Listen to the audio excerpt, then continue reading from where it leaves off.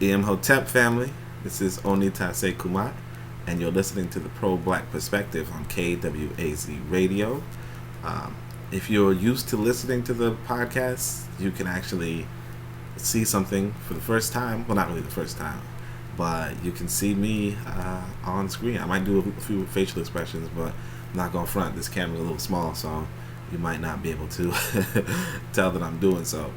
All the same, today we're going to read Malcolm X's message to the Grassroots, and this is from 1963. This might help me in regards to a conference, a virtual conference that's coming up, and I intend to attend. So definitely come read this with me. I haven't read it yet, and I want to, just enjoy it right alongside you. So let's get right into it. This is Malcolm X.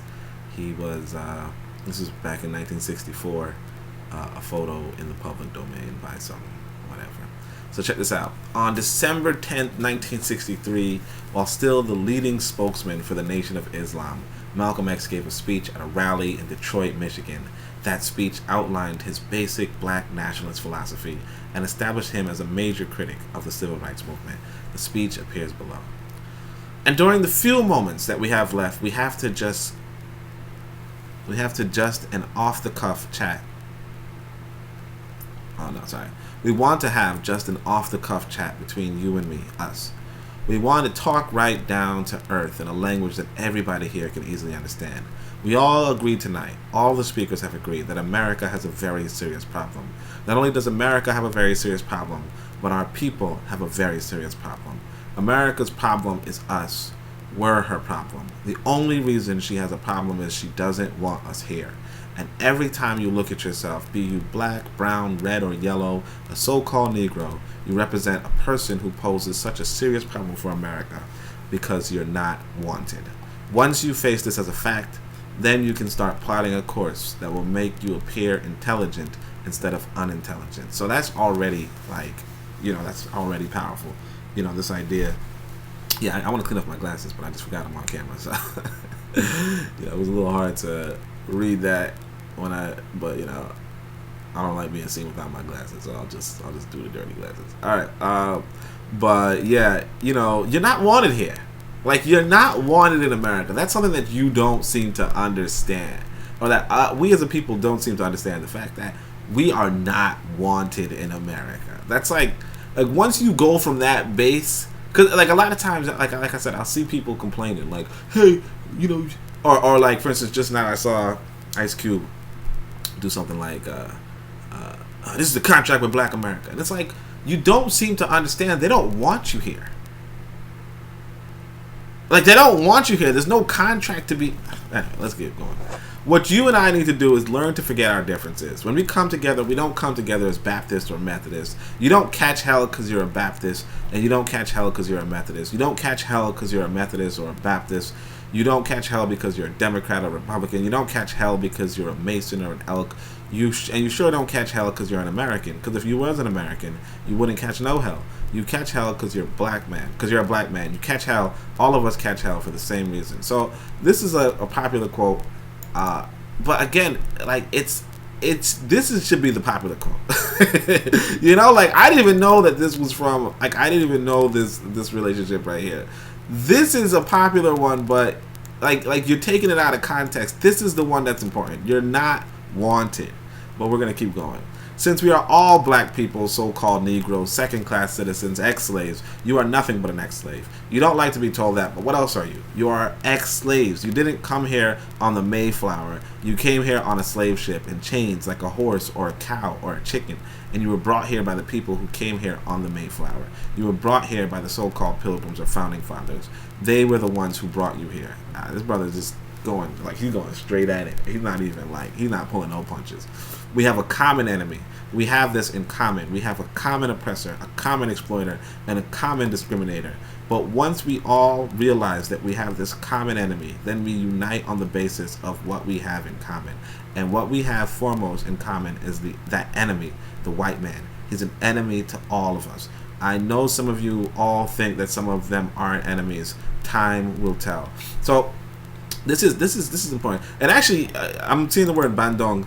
Bandong remember the other speech I read from Carlos A. Cooks. He talks about the Bandung Conference. So a lot of this, you could probably say to yourself, Malcolm X probably taken a lot from Carlos Cooks here.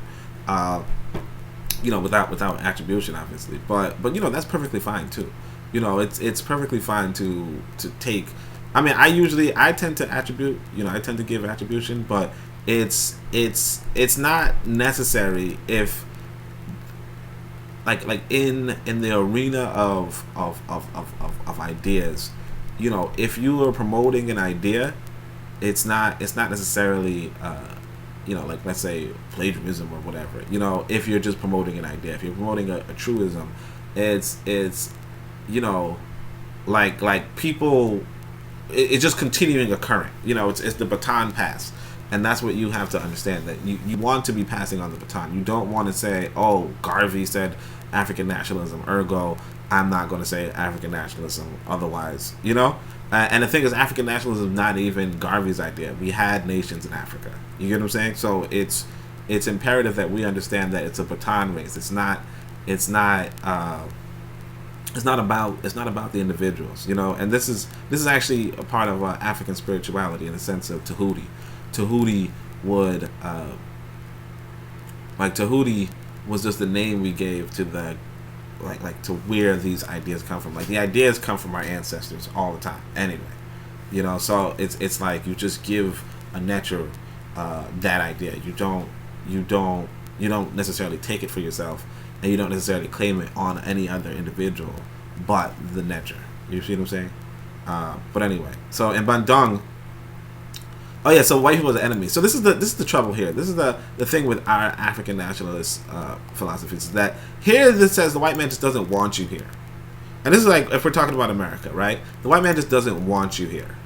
Or he just wants you to work for him, right? That's not necessarily an enemy as much as an individual who has armed himself and is using his armaments for his advantage. And I mean, you can say, hey, look, you can reduce it to enemy, and you won't necessarily lose anything from saying that, but although you may lose people if you don't just speak it clearly, which is, this white man, like right here, this is the clarity right here. And we get on ADOS's cases where they're like, we're not slaves or nothing, but like, if you were looking from a white man's perspective, you're just slaves, ex-slaves. You understand? Like, why are you still here? Okay, we wanted you for slavery, but you're still here. Why are you still here? That's how white people would look at it. And I can say that now because you can see my picture. I mean, once upon a time, people would have been like, why are you saying whatever, who cares? And Bandung, back in, I think, 1954, was the first unity meeting in centuries of black people. And once you study what happened at the Bandung Conference and the results of the Bandung Conference, it actually serves as a model for the same procedure you and I use to get our problem solved. At Bandung, all the nations came together. There were dark nations from Africa and Asia. Some of them were Buddhists, some of them were Muslims, some of them were Christians, some of them were Confucianists, some were atheists. Despite their religious differences, they came together. Some were communists, some were socialists, some were capitalists. Despite their economic and political differences, they came together. All of them were black, brown, red, or yellow. The number one thing that was not allowed to attend the Bandung Conference was the white man. He couldn't come. Once they excluded the white man, they found that they could get together. Once they kept him out, everybody else fell right in and fell in line. This is the thing that you and I have to understand. All these people who came together didn't have nuclear weapons. They didn't have jet planes. They didn't have all the heavy armaments that the white man has, but they had unity. Now, this is important because, again, like I said, Carlos A. Cooks talks about the Bandung Conference, and he says, Carlos Cooks points out, they didn't invite black folk to the Bandung. They didn't invite African Americans to the Bandung Conference. Okay, they didn't, because they figured African Americans would just tell the white man everything. Like, isn't that amazing?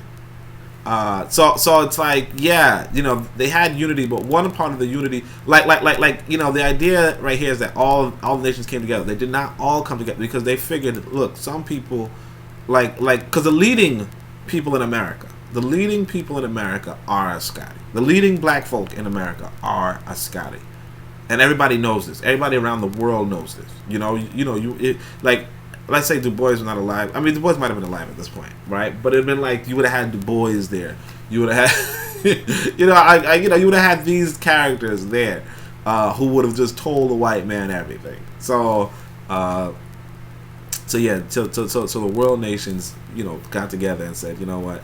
No, we're not going to invite every, there are some quote unquote people of color, if you will, who you can't trust, and like that's the leadership of the quote unquote African Americans, and now it's the leadership of Africa, and this is something that you have to realize in regards to like how warfare works, how warship is, and that is that you will also see that people will be excluded. I mean, what you'll see is that these white folk can install what people sometimes call puppet dictatorships, but they do that because that's what is in their best interest. Everybody is supposed to act in their best interest. I know I said supposed to a little while. All right. They are able to submerge their little petty differences and agree on one thing: that though one African came from Kenya and was being colonized by the Englishmen, and another African came from the Congo and was being colonized by the Belgian, and another African came from Guinea and was being colonized by the French, and another came from Angola and was being colonized by the Portuguese. When they came to the Bandung Conference, they looked at the Portuguese and at the Frenchmen and at the Englishmen and the other Dutchmen and learned or realized that one thing that all of them had in common: they were all from Europe. They were all European, blonde, blue-eyed, and white-skinned. They began to recognize who their enemy was. The same man that was colonizing our people in Kenya was colonizing our people in the Congo. The same one in Congo was colonizing our people in South Africa and in Southern Rhodesia and in Burma and in India and in Afghanistan and in Pakistan. They realized all over the world where the dark man was being oppressed, he was being oppressed by the white man. Where the dark man was being exploited, he was being exploited by the white man. So they got together under this basis that they had a common enemy. So this is, again, this is like, I feel like this is more of a confusion, to be honest. Now, why would I say that? Because,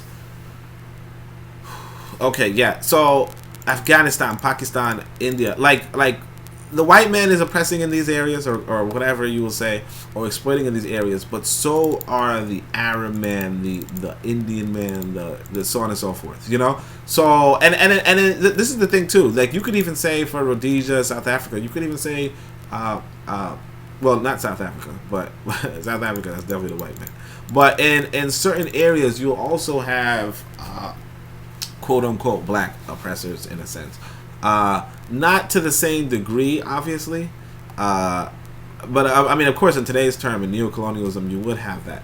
But the idea that I'm trying to communicate to you is that you have to, like again, there are a Scotty in this world. So like, for instance, in America, you would have had quote unquote black oppressors in tangent with white oppressors.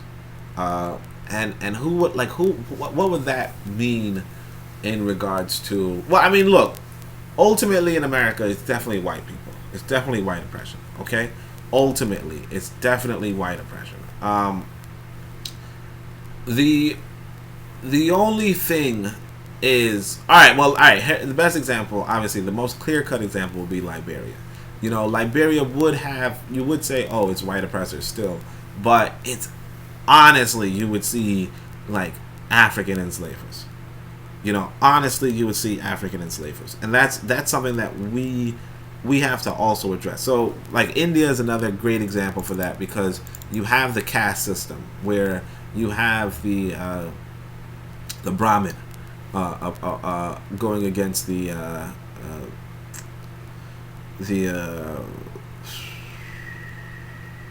name escapes me, but no, I think it starts with an S.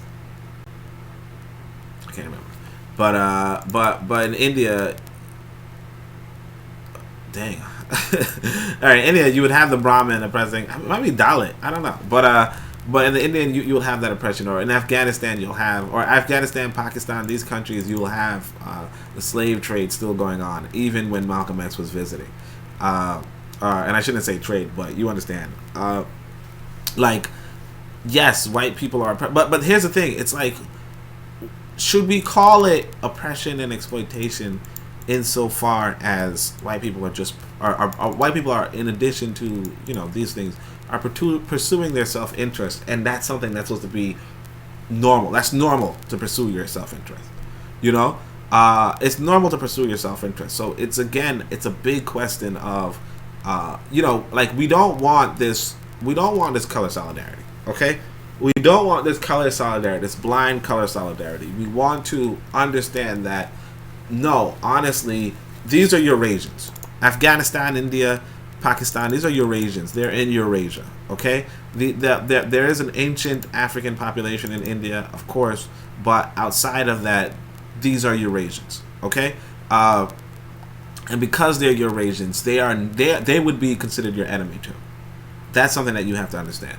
Now, there's also a Scotty, for instance, in I don't know where Burma is, to be honest, but in, like, maybe let's say Southern Rhodesia, there would be a Scotty there, or in Liberia or something. There are a Scotty, or in the Congo, with regards to after Lumumba is killed, the Ascari who replaces him. That's somebody oppressing, so on and so forth. And of course, he's pursuing his individual self-interest or his, like, little group self-interest, but it's for a wider white-sided self-interest, and that's something I could definitely concede. But you have to realize that it goes back to nationalism and the practice of nationalism as per white folk too, So let's go. Let's just continue. So, and when you and I here in Detroit and in Michigan and in America who have been awakened today, look around us. We too realize here in America, we all have a common enemy. Whether he's in Georgia or Michigan, whether he's in California or New York, he's the same man. Blue eyes and blonde hair and pale skin. Same man. So what we have to do is what they did. They agreed to stop quarreling among themselves. Any little spat that they had, they'd settle it among themselves. Go into a huddle. Don't let the enemy know that you got a disagreement. Instead of airing our differences in public, we have to realize we're all the same family. And when you have a family squabble, you don't get on the sidewalk. If you do, everybody calls you uncouth, unrefined, uncivilized, savage. If you don't make it at home, you settle it at home. You get in the closet, argue it out behind closed doors, and then when you come out on the streets, you pose a common front, a united front.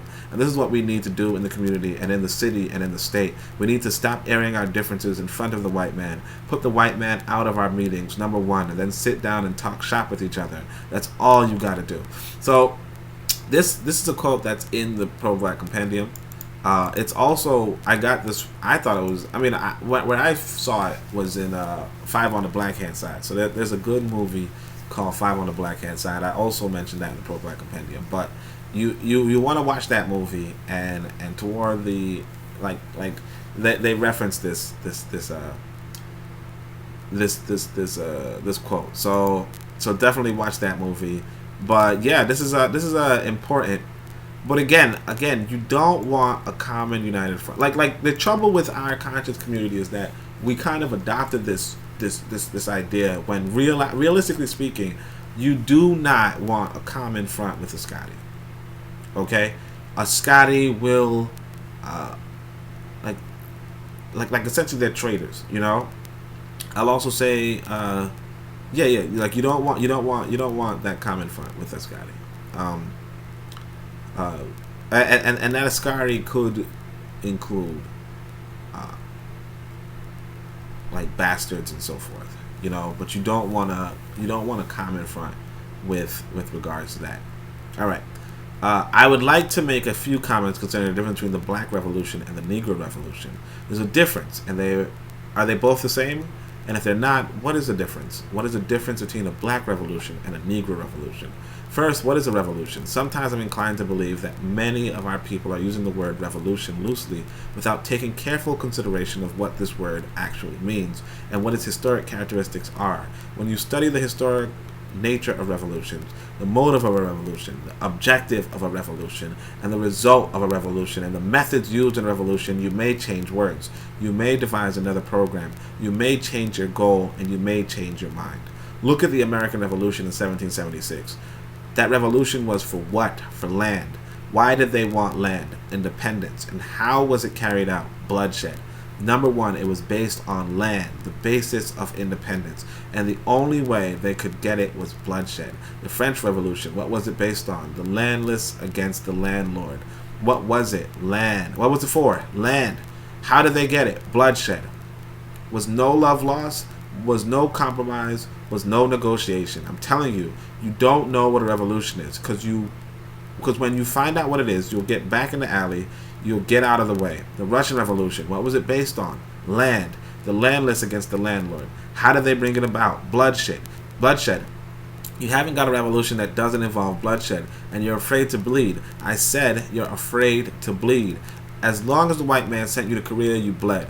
He sent you to Germany, you bled. He sent you to South Pacific to fight the Japanese, you bled. You bleed for white people. But when it comes time to seeing your own churches being bombed and little black girls be murdered, you haven't got no blood. You bleed when the white man says bleed. You bite when the white man says bite. And you bark when the white man says bark. I hate to say this about us, but it's true. How are you going to be nonviolent in Mississippi, as violent as you were in Korea? How can you justify being nonviolent in Mississippi and Alabama when your churches are being bombed and your little girls are being murdered, and at the same time you're going to be violent with Hitler and Tojo and somebody else that you don't even know? If violence is wrong in America, violence is wrong abroad. If it's wrong to be violent defending black women and black children and black babies and black men, then it's wrong for America to draft us and make us violent abroad in defense of her. And if it's right for America to draft us and teach us how to be violent in defense of her, then it's right for you and me to do whatever is necessary to defend our people right here in this country. So I'm going to stop here for a second. Obviously, I want to remind you that I'm an author. I wrote the Book of Power. You can see I'm a young man, so I do need to and you can probably tell I need to paint my walls. So if I'm going to afford some paint, I probably need to sell some books, right? Nah, I'm not gonna paint my walls. But yeah, you listen to this. I'm gonna go pay some bills or whatever. But it's really important to understand, like when we talking about Malcolm X, that it is about land. It's about land. Land acquisition is first and foremost in African consciousness. Okay? Land acquisition is first and foremost. Because it is first and foremost, but the question is, are you going to get land through nonviolent means? Who will give you land through nonviolent means? Now you can possibly, I believe, you can get some land in Africa nonviolently. I don't know if you can get land in America non-violently, and even if you could, you'd have to defend it. Okay, you'd have to defend it through some political or whatever, and you might not be able to. So what I would say is, look, it's about getting that land in Africa, and what you do with that land, you should research, and where you should research that is in the Book of Power. So we're gonna switch it to the thing about the Book of Power, okay? Okay, so I know books. Alright, so let me tell you about a book. Ready? Alright. Check it. So the goal and objective is to be selective, electing for knowledge with the black directive, checking sources, heritage, and legacies, with the willingness to defeat our nemesis. The Book of Power, so aptly named, esteemed and famed for informing the brain, and doing the same as the ancestors before us. Sankofa, that's the life chorus. Wisdom is the key against danger. How to change the lead or lead the changes. We are doing Africa with no strangers. Do you hear us? Okay, hold on. We can't continue to beat the second fiddle. Right. African power is the end of the fiddle. Okay. To build a nation, the lights was never distant. The model here heretofore, we persisted. Better, we resisted. Best, we building. We'll raise the roof and break through the ceiling. Peeling away the chains we were given to stop just surviving, start thriving and living. Africa's about to host superpowers. China and US back up in time hours. No one can be free without freeing themselves. Freedom is shown and hold on bookshelves. The Book of Power, a key for liberation. There's no domination where there's education, because ignorance is man's main weakness. All are exploited if we don't teach this. Within the pages of sages, kings and queens, Akampong, Delaney, Dessalines, Nyerere, Garvey, and Zinga, and Cooks. 500 pages to pass in most books. The task is told to bring up a continent. You will hold the tone for the competent. Have some fire to push forward your test. Your leaders by reading one of the best. Okay, the book His Science covers violence, self-reliance, and does away with silence. The time has come for the work to get done And build up a land that'll be second to none. Listen, we'll organize, technologize, strategize a new Africa before our eyes, and blackness will be the complexion we see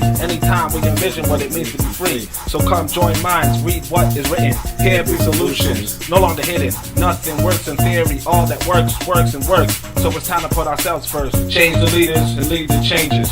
Tell your friends, family, and neighbors. Change the leaders and lead the changes. Tell your friends, family, and neighbors. Change the leaders and lead the changes. Tell your friends, family, and neighbors. Change the leaders and lead the changes. Book of Power. So the Book of Power can be purchased on Amazon. Just click on the link below. Oh yeah, I forgot the camera's on. Alright, send me on tap. Tulende ma'a, tushinde isfek. Okay. Tulende ma'a, tushinde isfek. Okay. Tulende ma'a, tushinde isfek. Oh, tip. Alright, yeah. I totally forgot. I told you guys I was gonna go pay some bills and I was sitting here. Well, that's just an expression. You know what I mean? Now, sometimes I do get up, but you know, let's just say I got the right camera angle. The Chinese Revolution, they wanted land. They threw the British out along with the Uncle Tom Chinese. See what I'm saying? That's the Ascati. So Uncle Tom would have been the Ascati. So they threw the British out. The Chinese Revolution, they wanted land. They threw the British out along with the Uncle Tom Chinese. Yeah, they did. They set a good example. When I was in prison, I read an article. Don't be shocked when I say I was in prison. You're still in prison. You understand? That's what America means, prison. When I was in prison, I read an article in Life magazine showing a little Chinese girl, 9 years old. Her father was on his hands and knees, and she was pulling the trigger because he was an Uncle Tom Chinaman. When they had the revolution over there, it took a whole generation of Uncle Toms, just wiped them out. And within 10 years, that little girl became a full-grown woman. No more Toms in China. And today, it's one of the toughest, roughest, most feared countries on this earth by the white man, because there are no Uncle Toms over there. All right, so... oh, by the way, so Uncle Tom is not the right word anymore, or it wasn't really, but either way, a little Chinese girl, damn, she killed her own dad, damn. But that's what I'm saying, like, you have to socialize people. You have to socialize people to do like to the mindset of not just having the land, but having the land for African people, the land for like I would say the Ancobia. Okay, so that's the highest stage of African consciousness. You want the land being developed by those who have the highest consciousness for African people, and you do not want the Ascari there. Okay, you do not want the Ascari there. All right.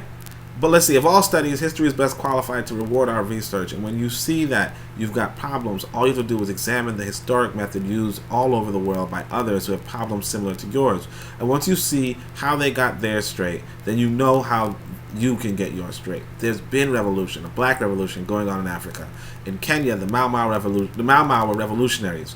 By the way, you can read about the Mau Mau in the Book of Power, okay? I wish I had my copy on me. It's in the other room. I don't want to get up. But they were the ones who made the word Uhuru, Kenya for freedom. They were the ones who brought it to the fore. The Mau Mau, they were revolutionaries. They believed in scorched earth. They knocked everything aside that got in their way, and the revolution also was based on land, a desire for land. In Algeria, the northern part of Africa, the revolution took place. The Algerians were revolutionists. They wanted land. France offered to let them be integrated into France. They told France to hell with France. They wanted some land, not some France. And they engaged in a bloody battle. So I cite these various revolutions, brothers and sisters, to show you don't have a peaceful revolution. You don't have a turn the other cheek revolution. There's no such thing as a non-violent revolution. The only kind of revolution that's non-violent is the Negro Revolution. The only revolution based on loving your enemy is the Negro Revolution. The only revolution in which the goal is a desegregated lunch counter, a desegregated theater, a desegregated park, and a desegregated public toilet. You can sit down to white folks on the toilet. No, you can sit down next to white folks on the toilet. That's no revolution. Revolution is based on land. Land is the basis of all independence. Land is the basis of freedom, justice, and equality. Again, land, and this is important. This is why you can't, like, there are people who will hate on Malcolm. or even others. But you don't ironically, I guess, because I told you I had a sister. I used to be a part of an organization, the UAM, and there was a sister there, and she was once upon a time before that she was a part of the Nation of Islam, and she was saying that she was telling me things that I wouldn't know because I wasn't in the Nation of Islam, and it's not really common knowledge. But apparently Farrakhan, when he first heard Elijah Muhammad speak, he was kind of like laughing and giggling and kind of like, oh man, whatever. And then Elijah Muhammad told him, listen to the message, not the messenger. Listen to what I'm saying, not how I'm saying it. You understand? And I don't personally like Elijah Muhammad, obviously. But this is important. Revolution is based on land. Land is the basis of all independence. Land is the basis of freedom, justice, and equality. If you do not have land, you do not have these. You do not have independence, freedom, justice, and equality. How are you going to have independence if you don't have land? How? How are you going to have independence if you don't have land? If the land... Because how are you going to eat? What feeds you, honestly? What feeds you? Does your cell phone feed you? Honestly.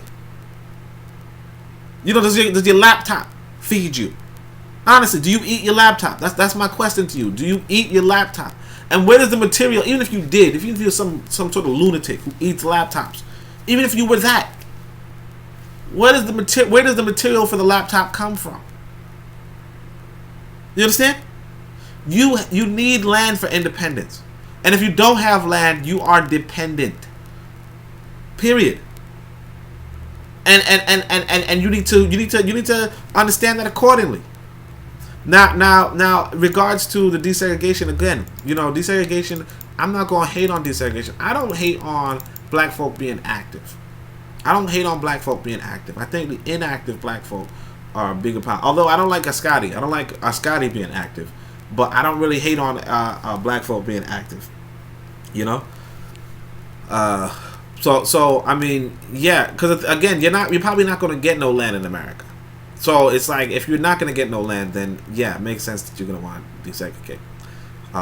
The white man knows what a revolution is. He knows that the black revolution is worldwide in scope and in nature. The black revolution is sweeping Asia, sweeping Africa, is rearing its head in Latin America. The Cuban Revolution, that's a revolution. They overturned the system. Revolution is in Asia. Revolution is in Africa. And the white man is screaming because he sees revolution in Latin America. How do you think he'll react to you when you learn what a real revolution is? You don't know what a revolution is. If you did, you wouldn't use that word. And this is the quote. This is why I even found this thing, because this is the thing. You don't see me using the word revolution when I talk about America. You don't see me using the word revolution because I know y'all ain't with it. Y'all ain't organized enough to be revolutionaries. Y'all are not organized enough to be revolutionaries. I just saw some brothers.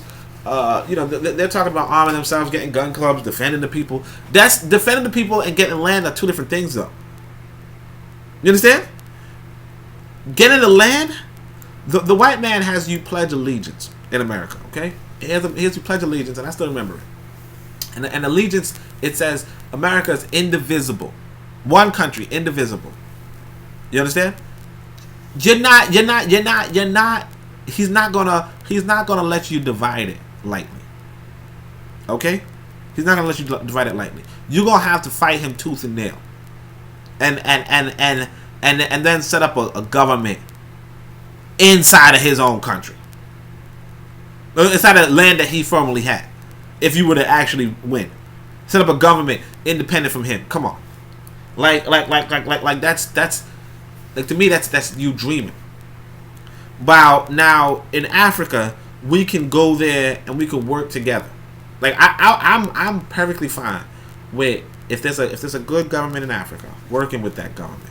And I think that's what you need to think about. You need to look into where you can work with a government in Africa. Get the land, get some good schools, get some good universities. We can start connecting. We can start doing that. That right there, I mean, it's not necessary. I mean, you wouldn't even call it revolution again. But you know, and I you know, this is brother, one of the best living authors, you know, aside from me, obviously, right? One of the best living authors is Adewafo. He talks about revolutionary and resolutionary. You know, resolution and revolution going hand in hand. You know, what is the resolution after the conflict? You know, so you don't even have to have a conflict. You don't have to like, oh, we're gonna get this land from African people. We're not. That's not what it's about. You know what I mean? Like what like we are African people. You understand?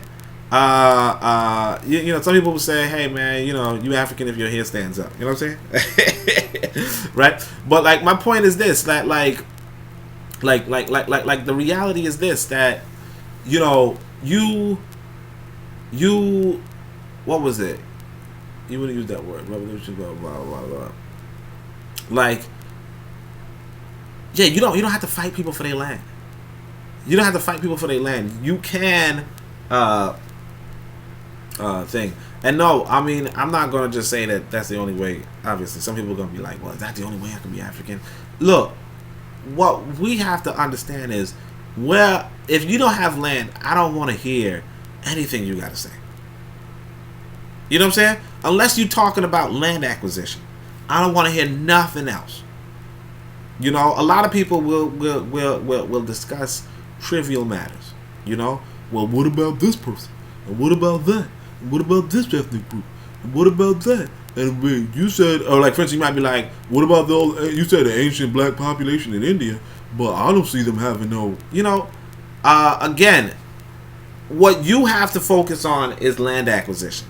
If you don't have a land that, if you're not, like I'm only looking to get better education, better technology, better strategy implemented in Africa.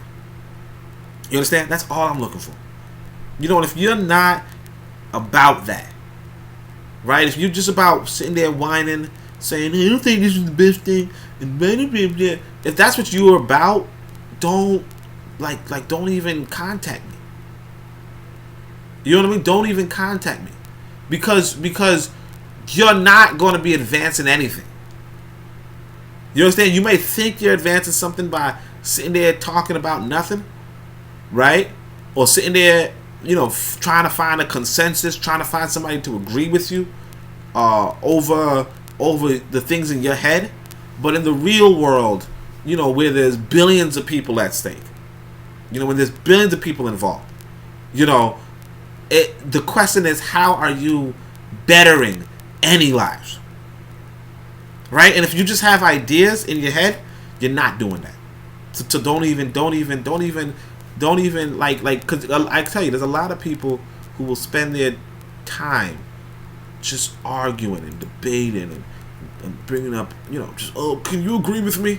No, I'm not going to agree with you, because you broke. You were dependent. You're a dependent. I don't care what, you're a dependent. I'm looking to be independent. Okay? You're a dependent who want to stay dependent. That's the difference between you and me. You know what I mean? There's a difference between you and me. Like, even if I were a dependent, you know? Even if I were a dependent, I'm not trying to be a dependent. You trying to be a dependent. Like, get out of here with that, man. Get out of here, man. Yeah, if you want to use that word. So revolution is bloody. That's what I'm saying. Bloody. You know what I mean? Revolution is hostile. Hostile. Not hostile with your own. Or not hostile with like it's hostile with enemies. With the people holding your land. You know what I mean? If they're not holding your land, then shut up. You understand? If they're not holding your land, shut up. Like, I don't care. You know, like sometimes you'll be like, oh, LGBT. You know, LGBT. You know? And it's like, they don't got no land of mine. You know what I mean? Like, they don't got no land of mine.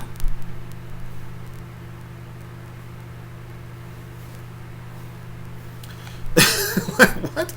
Revolution knows no compromise. Revolution overturns and destroys everything that gets in the way. And you sitting around here like a knot on the wall saying, I'm going to love these folk no matter how much they hate me. No, you need a revolution. Alright, hold on a second. There was no compromise. Revolution overturns and destroys everything that gets in the way. Like, everything that gets in the way. That gets in the way. If they're not in the way, like, the thing is that you in the way. You understand? We like, when we talking about getting the land, yes, we're talking about getting the land. Do you understand what I'm saying to you? We're talking about getting the land. If that requires, you know, people that you don't like, in order for me to get land, then that's your problem. You in the way, fool. Get out of my way. Period. Cause I'm not looking to be dependent. You depend. I tell you, man. Some of these people, man. Some of these people who be like, man, I don't like this group and that group. They broke. They broke. You know what I'm saying? Living in the basement somewhere. No sunlight. I think this is not a. I think this group is not an African group, or whatever nonsense they saying, and it's like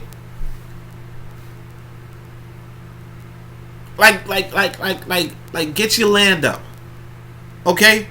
Get your land up until you got your land and you writing your own laws and all that.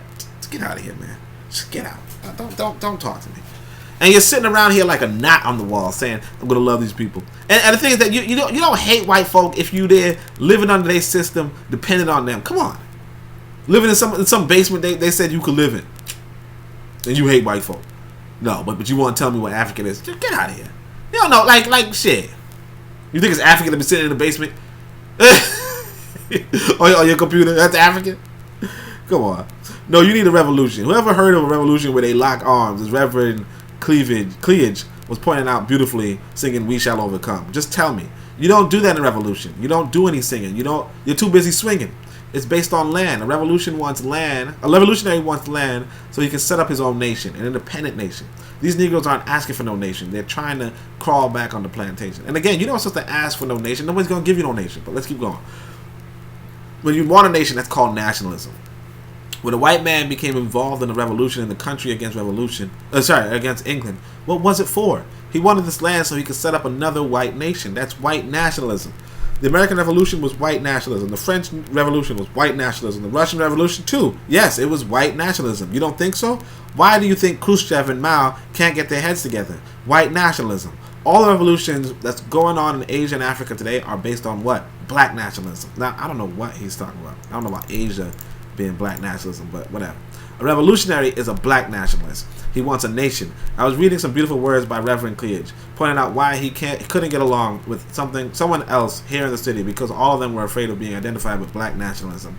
If you're afraid of black nationalism, you're afraid of revolution. And if you love revolution, you love black nationalism. To understand this, you have to go back to what the young brother here referred to as the house Negro and the failed Negro back during slavery. There were two kinds of slaves. There was the house Negro and the failed Negro. The house Negro, they lived in the house with master. They dressed pretty good. They ate good because they ate his food when he left. They lived in an attic or the basement. That's what I'm saying. Y'all still living in the freaking basement. But they still near the master. Still live near the master. You know what I'm saying? Y'all house Negroes, y'all don't even know. You know what I'm saying? Y'all don't even know y'all house Negroes. You know what I'm saying? I don't think this person. I don't think that field. I don't know that field Negro is a black person. I don't think that field Negro is a black person. Meanwhile, you in the basement, eating off the white man's plate. You know what I'm saying? Like I tell you, I knew this one freaking. I knew this one person eating vegan food. Like overpriced vegan food. Homeless. Not homeless. Like poor. Not poor. What I say? Unemployed, living under their parents' roof. You know, eating vegan food, overpriced vegan food. Like just a bunch of fruits that they got from the white man's farmer's market, and they talking. And it's the same people talking about. Oh, I don't think these other people are African. Well, I don't think this is black, and I don't think this is like. Come on. I'm the arbiter of blackness. Ain't got no land, unemployed, living with their parents. Nothing, no production. No production. You know, this person in particular was like flying RBG next to rainbow flag. Okay? But, you know, like I said, like this is the people that we have, like living in attics. These are house Negroes. Talking like and the thing is that you're not supposed to be failed Negro, you're supposed to be maroon. You know, it's not field and house because they both on the plantation. It's maroons, but we're gonna keep going. They lived in an attic or a basement, but they still lived near the master, and they loved their master more than the master loved themselves. They would give their life to save the master's house quicker than the master would. The house Negro, if the master said, "We got a good house here," the house Negro would say, "Yeah, we got a good house here." Whenever the master said "we," he said "we." That's how you can tell a house Negro. If a master's house caught on fire, the house Negro would fight harder to put the blaze out than the master would. If the master got sick, the house Negro would say, "What's the matter, boss? We sick?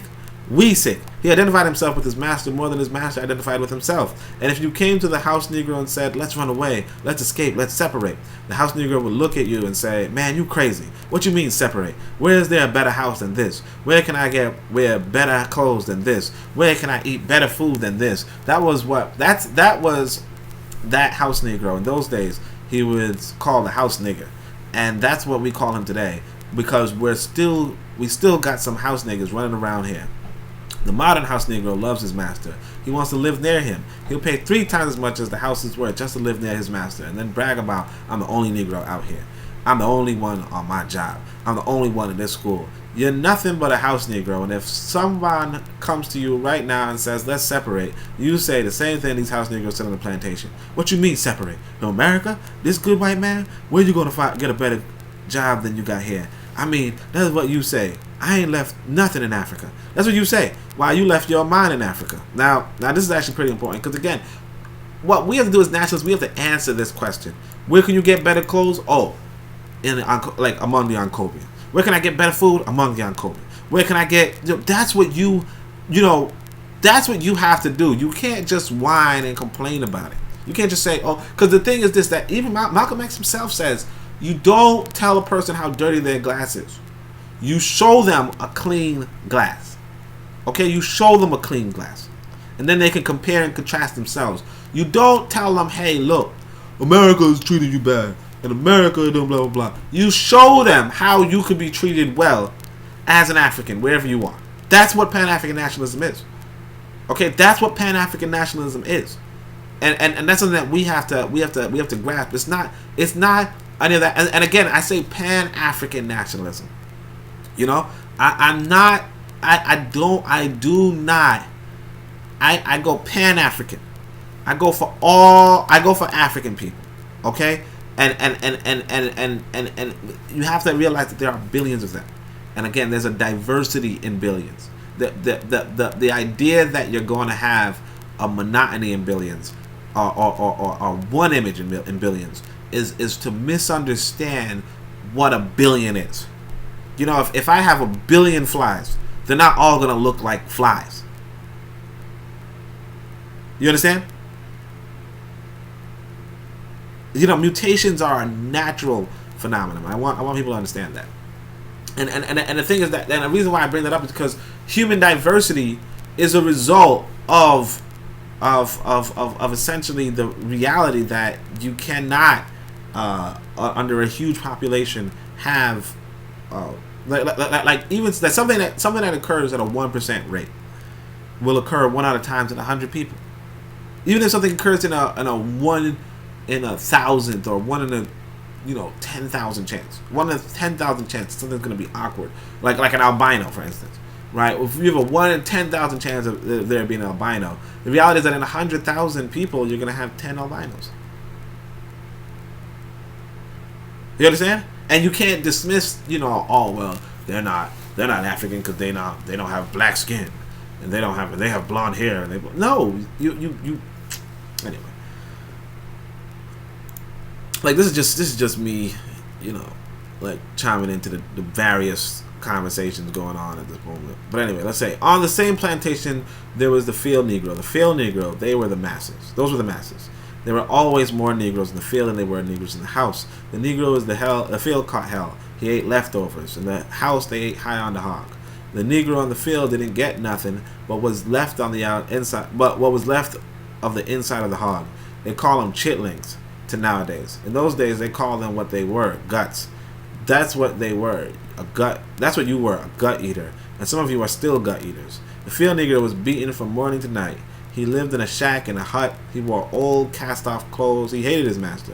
I say he hated his master. He was intelligent. That house Negro loved his master. But the field Negro, remember, they were in the majority. They hated the master.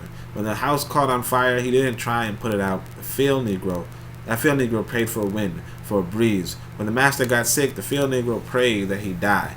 If someone come to the field Negro and said, let's separate, let's run, he didn't say, where we going? He'd say, any place is better than here. You've got field Negroes in America today. I'm a field Negro. The masses are the field Negroes. And this is what I'm saying. This is not really true. The masses are not the field Negroes. When they see, and the thing is this, Malcolm X didn't run himself. That's the thing with quote unquote, like I said, American nationalism, is that if the solution is to get off the plantation, or even Malcolm X says earlier, America is a prison. If the solution is to get out of the prison, then why are you still in the prison? And he might say, well, only you're still in the prison too. Yeah, right now, today is July 3rd when I'm recording this. There's a global pandemic. Like, there's a global pandemic. So yeah, I'm still in a freaking like America got effed up and got some stupid idiot for president. So yeah, he screwed over airfare, air travel, and all that kind of stuff. But yeah, outside of that though, any place is better than here. You can't say that. You can't say that and still be in America. And the thing is this too, that nobody really says this. Like, America, for what it's worth, unfortunately, for a lot of black folk, it will be a good opportunity at the moment. Like, we have to go back to what Marcus Garvey said, which is that we as nationalists, we as pioneers, have to set up the better place. And we haven't yet. We haven't yet. Now, of course, there are really excellent countries in Africa, so I intend to go to quite a handful. But I'm just saying in general. Hold on a second. Let me just take out too much of that. I'm just saying in general. Actually, I can leave that on. I'm just saying in general that you have to. You can't just say this. This is just rhetoric. You have to live it. But let's say you've got field Negroes in America. I'm a field Negro. The masses are the field Negroes. So the masses are not going to leave America. Even if you had a good alternative, they wouldn't leave. And we know this because of Liberia. Liberia was set up, established. It could have received a lot of African Americans, and they did not go. Okay? They did not go. They will not go. So a lot of people in America will suffer indefinitely. And we have to just accept that. When they see this man's house on fire, you don't hear these little Negroes talking about our government is in trouble. They say the government is in trouble. Imagine a Negro, our government. I've even heard one say our astronaut. They won't even hear him. They won't even let him near the plant. And our astronauts, our Navy, that's a Negro that's out of his mind. That's a Negro that's out of his mind. And this is the thing too. You shouldn't even say the government. You should say their government. Because it's not the government, it's their government. You see, the government is the same as our government, to be honest. But let's keep going. Just as the slave master of the day used Tom, the house Negro, to keep the field Negroes in check, the same old slave master today has Negroes who are nothing but modern Uncle Toms, 20th century Uncle Toms, to keep you and me in check, keep us under control, keep us passive and peaceful and nonviolent. That's Tom making you nonviolent. It's like when you go to the dentist and the man's going to take your tooth.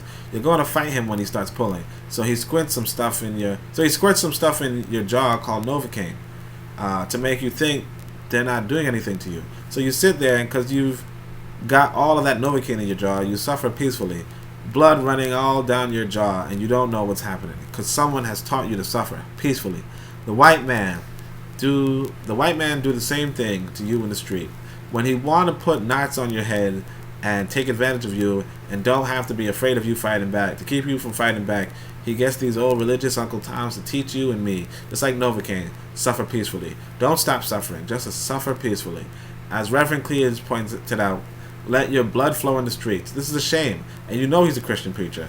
If it's a shame to him, you know what it is to me. There's nothing in our book, the Quran, you call it Quran, the teacher that teaches us to suffer peacefully. Our religion teaches us to be intelligent, be peaceful, be courteous, obey the law, respect everyone. But if someone puts his hands on you, send him to the cemetery.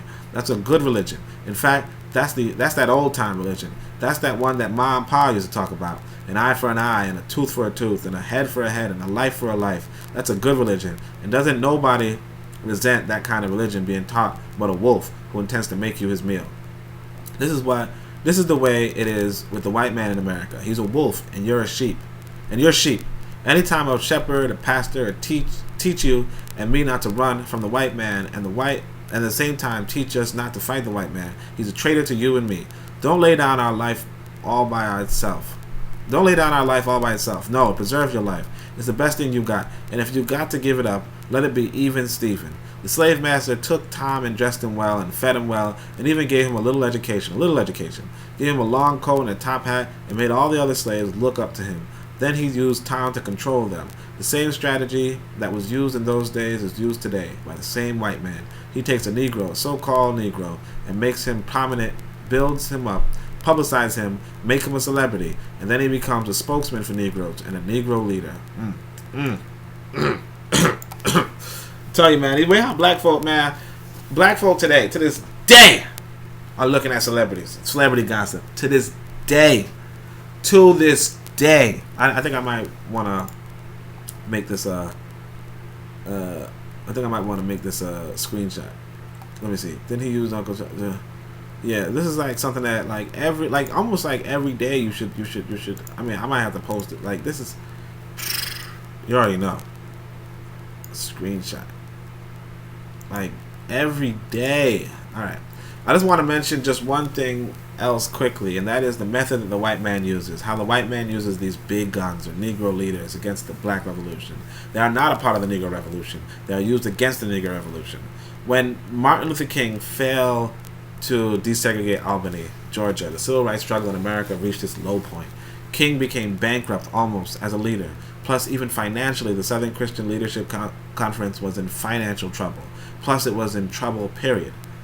Where the people, when they failed to desegregate Albany, Georgia, other Negro civil rights leaders, of so-called national stature became fallen idols, and they became fallen idols, began to lose their prestige and influence. Local Negro leaders began to stir up the masses. In Cambridge, Maryland, Gloria Richardson, in Danville, Virginia, and other parts of the country, local leaders began to stir up our people at the grassroots level. This was never done by these Negroes, whom you recognize of national stature. They controlled you, but they never incited you or excited you. They controlled you, they contained you, they kept you on the plantation. As soon as King failed in Birmingham, Negroes took to the streets. King got out and went out to California to a big rally and raised about, I don't know how many thousands of dollars. He came to Detroit, and look at that, thousands of dollars back in the day. That's crazy, right? He came back to Detroit and had a march and raised some more thousands of dollars. And recall, right after that, Roy Wilkins attacked King, accused King and the core Congress of racial equality of starting trouble everywhere, and then making the NAACP, National Association of Advancement of Colored People, get them out of jail and spend a lot of money. And then they accused King and Core of raising all the money and not paying it back. This happened.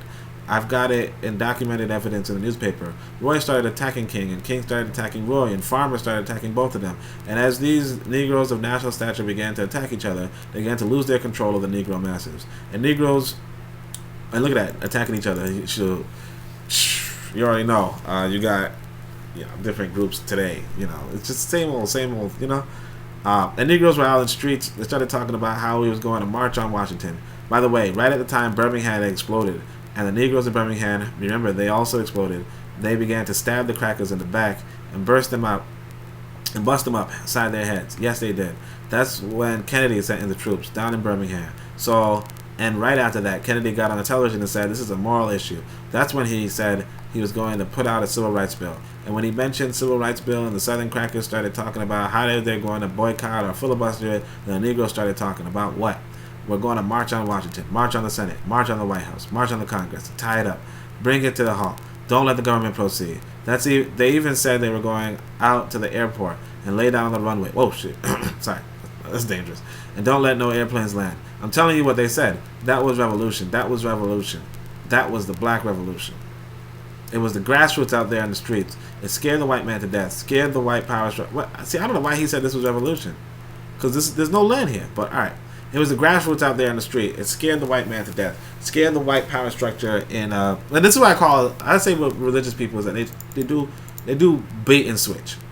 This is bait and switch. If you can't call this revolution if you just define revolution as land, and we all were just like we're enthralled with that. But We're going to continue. It was the grassroots out there in the street to scare the white man to death, scared the white power structure in Washington, D.C. to death. I was there. When they found out that this black steamroller was going to come down on the Capitol, they called in Wilkins. They called in Randolph. They called in the national Negro leadership that you respect and told them, call it off. Kennedy said, look, you all letting this thing go too far. And old Tom said, boss, I can't stop it because I didn't start it. I'm telling you what they said. They said, I'm not even in it, much less at the head of it. They said, these Negroes are doing things on their own. They're running ahead of us. And the old shrewd fox, he said, well, if you aren't in it, I'll put you in it. I'll put you at the head of it. I'll endorse it. I'll welcome it. And I'll help it. I'll join it. A matter of hours went by. They had a meeting at the Carlisle Hotel in, or the Carlisle Hotel in New York City. The Carlisle Hotel is owned by the Kennedy family. That's the hotel Kennedy spent the night at 2 nights ago. It belongs to his family. The Philanthropic Society, headed by the white man named Stephen Currier, called all the top civil rights leaders together at the Carlisle Hotel, and he told them that by you all fighting each other, you are destroying the civil rights movement. And since you're fighting over money from white liberals, let us set up what is known as the Council for United Civil Rights Leadership. Let's form this council, and all the civil rights organizations will belong to it, and we'll use it for fundraising purposes. Let me show you how tricky the white man is. And as soon as they got it formed, they elected Whitney Young as the chairman. And who do you think became the co-chairman? Stephen Currier, the white man, a millionaire. So today you would see that white boy that people always accusing of funding black movements, right? But anyway, let's see. Powell was talking about it down at the Cobo Hall today. That is what he was talking about. Powell knows it happened. Randolph knows it happened. Wilkins knows it happened. King knows it happened. Everyone of that so-called Big Six, they know what happened. Once they formed it, with the white man over it, he promised them and gave them $800,000 to split up between the Big Six, and told them that after the march was over, they'd give them $700,000 more, $1.5 million split up between leaders that you've been following, going to jail for, crying crocodile tears for, and they're nothing but Frank James and Jesse James, and what do you call them? Brothers. And what did you call them? Brothers. As soon as they got the setup organized, the white man made available to them top public relations experts, opened the news media across the country at their disposal, and they began to project these Big Six as the leaders of the march. Originally, they weren't even in the march. You was talking this march talk on Hastings Street. In Hastings Street, they're still there. Here, is Hastings Street still here? On Hastings Street, you were talking that march talk on Lenox Avenue and out on. And what you call it, Fillmore Street and Central Avenue and 32nd Street and 63rd Street, that's where the march talk was being talked. When the white man put the Big Six at the head of it, made them the march. They became the march. They took it over. And the first move they made after they took it over, they invited Walter Reuther, a white man. They invited a priest, a rabbi, and an old white preacher. Yes, an old white preacher. The same white element that put Kennedy in power. Labor, the Catholics, the Jews, and the liberal Protestants, the same clique that put Kennedy in power, joined the March on Washington. It's just like when you've got some coffee that's too black, which means it's too strong. When you do, you integrate it with cream. You make it weak. If you pour too much cream in, you won't even know you ever had coffee. It used to be hot, it became cool. It used to be strong, it became weak. It used to wake you up, now it'll put you to sleep. That's what they did with the March on Washington. They joined it. They didn't integrate it, they infiltrated it. They joined it, became a part of it, took it over, and they took it over, it lost its militancy. They ceased to be angry. They ceased to be hot. They ceased to be uncompromising. Why, it even ceased to be a march. It became a picnic, a circus. Nothing but a circus with clowns and all. You had one right here in Detroit. I saw it on television with clowns leading it, white clowns and black clowns. I know you don't like what I'm saying, but I'm going to tell you anyway, because I can prove what I'm saying. If you think I'm telling you wrong, you bring me Martin Luther King and A. Philip Randolph and James Farmer and those other three and see if they all deny it over a microphone. No, it was a sellout. It was a takeover. When James Baldwin came in from Paris, and Malcolm knew he was gay. When James Baldwin came in from Paris, they wouldn't let him talk because they couldn't make him go by the script. Burt Lancaster read the speech that Baldwin was supposed to make. They wouldn't let Baldwin get up there because they know Baldwin's liable to say anything. They controlled it so tight. They told those Negroes, they told those Negroes what time to hit town, how to come, where to stop, what signs to carry, what song to sing, what speech they could make, and what speech they couldn't make. And then told them to get out of town by sundown. And every one of those towns was out of town by sundown. Now I know you don't like me saying this, but I can't back it. But I can back it up. It was a circus, a performance that beat anything Hollywood could ever do. The performance of the year. Ruther and those other three devils should get an Academy Award for the best actors because they acted like they really loved Negroes and fooled a whole lot of Negroes. And the 6 Negroes should get an award too for the best supporting cast. Okay, so that was Malcolm X. Now, what's important to remember is that Kennedy and Martin Luther King Jr. were killed, like shortly after this. So, you know, that's something that you have to understand. And Malcolm X, of course, was also killed. So there's a lot of forces going on in this world. There's a lot going on, and the reality is that, you know, this land concession, this transformation, this revolution, is not something that white people are not going to like. Revolution is bloodshed. Revolution is bloodshed, and this counter-revolution is bloodshed as well. So you have to understand that if you're looking to understand, you know, like where and what you should be doing. You know, my suggestion is that if you're really about it, you know, you get the Book of Power, you read that, you enjoy that, and you use it in Africa, you know, on the continent. You could even use it in the Caribbean islands. If you want to use it locally in America to build up educational facilities for our people, you can do that too. But understand that when it comes to land and government and self-governance, that a lot of white nations are not going to cede anything. You know, we can get that cooperation in Africa. We will have competition in America, and they will kill, and because they killed for this land.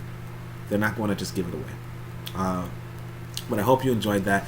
There is this one lecture I wanted to show you guys. I want you to look up, in fact, I probably can't do the video, but I want you to look up the round table with James Farmer and Malcolm X. This was before the March on Washington. Malcolm X did not say any of this stuff at the round table, but it's definitely something I want you to look into and check out.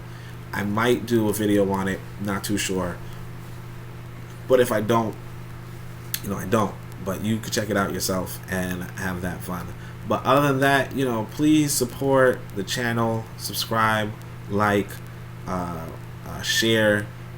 Please get the book, write a review. The reviews are so good. They're so good for the books, and otherwise, you know, I love the fact that you're listening and the fact that you joined me today, and I hope you join me again.